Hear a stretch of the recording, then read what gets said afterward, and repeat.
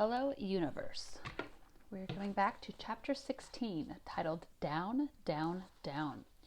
We had just finished on Friday the chapter about Valencia. Again, she's headed through the woods to meet up with Kaori to have her appointment. Of all the treats in the entire world, celery sticks, baby carrots, orange slices, Gulliver liked dandelions best. Those are the little yellow flowers that you often see in people's yards. It took him less than 5 seconds to eat an entire stem, and then he'd root around for more. For Gulliver, dandelions were a rare delicacy. For humans, they were noxious weeds that needed to stop growing. But grow they did. Dandelions were everywhere in Virgil's neighborhood. They sprouted from the cracks in the sidewalk, leaned against rusty fence posts, sneaked into well-manicured lawns. Virgil plucked them habitually, like an explorer searching for gems. By the time he reached the woods, his left pocket was stuffed with them. He could have stuffed the other pocket too, but he was saving that for stones. He wasn't allowed to explore the woods alone. The trees were thick in some places and sparse in others. Flowers grew intermittently. A patch of irises here, a colony of dandelions there. Lola was convinced the woods teemed with snakes, but Virgil was certain that he could find 5 stones here. And not just any stones, but the best stones his town had to offer. He found 2 right away, just a few feet into the woods. Deeper in, the sounds of the neighborhood faded away, and he found another, just like that. He was so focused on looking down, surveying the ground with his eyes, that he barely noticed the ominous rustling sound behind him.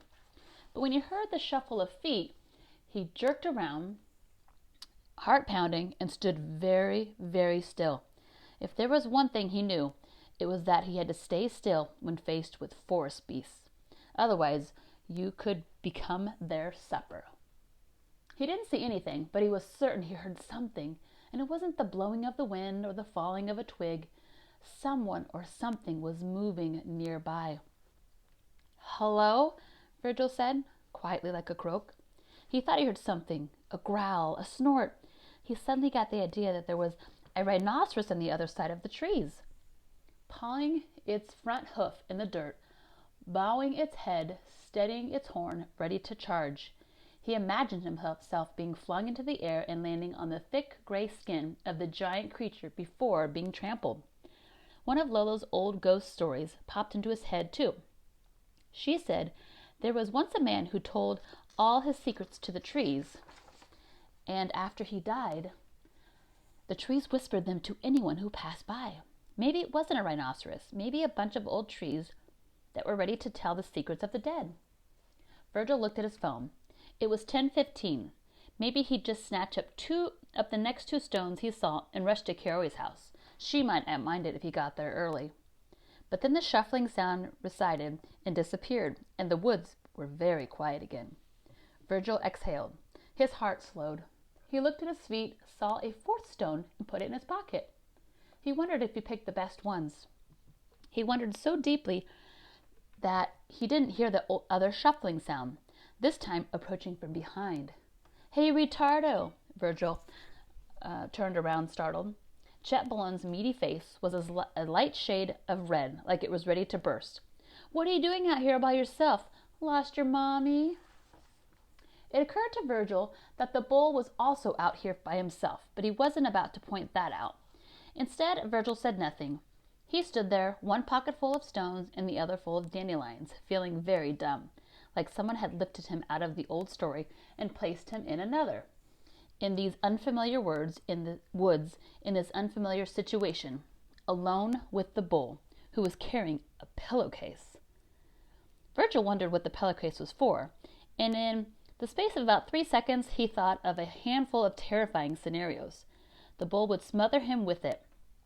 He was using it to carry the bodies of dead animals. He was going to capture animals, smother them, then carry their dead bodies. And Chet wasn't just carrying a pillowcase. He was also wearing a Chicago Bulls t-shirt. "Beware the color red." Remember, that's what Lola had said before he left. Suddenly, the rhinoceros didn't seem so bad. "What's the matter?" the bull said. "Oh yeah, I forgot. You don't know how to talk. You're a retard." I see you going into the retard class all the time. What goes on in there anyways? A bunch of kids wetting their pants, I bet. In addition to being afraid of the dark, carrying a guinea pig in his backpack, and stuffing his pockets full of dandelions and rocks, Virgil had another secret. He weighed only about 76 pounds, and even though he pretended to be 5 feet tall, he was actually 4'11". Virgil wasn't sure how much the bull weighed or how tall he was, but he certainly weighed more than 76 pounds. You really are stupid, huh? The bull said. His eyes shifted to Virgil's backpack.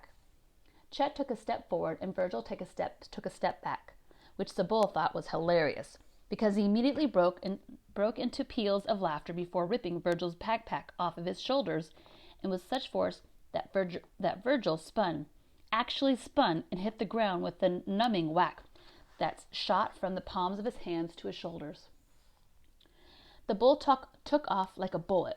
Virgil pushed himself up and ran after him, saying, "No, no, no," in the loudest voice he could manage without choking. "Gulliver, Gulliver," he cried, or maybe he only said it in his head. He wasn't sure. The bull darted between the trees, not laughing anymore, just running with Virgil's backpack in his hands. A million horrifying images blazed through Virgil's mind. The bull tearing Gulliver in two, feeding him to a pit of lions, picking up and tossing him into the trees, which is why he didn't feel any better when the bull finally stopped running and turned to face him, his cheeks flushed and his neck and hairline glistening. Virgil waited for him to open the backpack, discolor Gulliver, and destroy him. Instead, the bull took a giant step back, grinned evilly, and turned toward a stumpy circle of stones that Virgil had never noticed before. It was an old well. With 2 hefty shoves, the bull pushed the cover of the well aside and dangled the backpack over the now open hole. "Say bye-bye to your stuff, retardo," he said. The bull let go, and the bag fell into the dark, gaping well, so far down that Virgil didn't even hear it land. "Guess you'll have to get new books, pansy boy," the bull said, his smile widening. "Now that you don't need them anyway, since you probably don't know how to read." The bull wiped his hands off on the front of his jeans as if he had just finished a dirty, dirty deed, which he had. And then he turned and walked away, disappearing into the woods and leaving Virgil alone.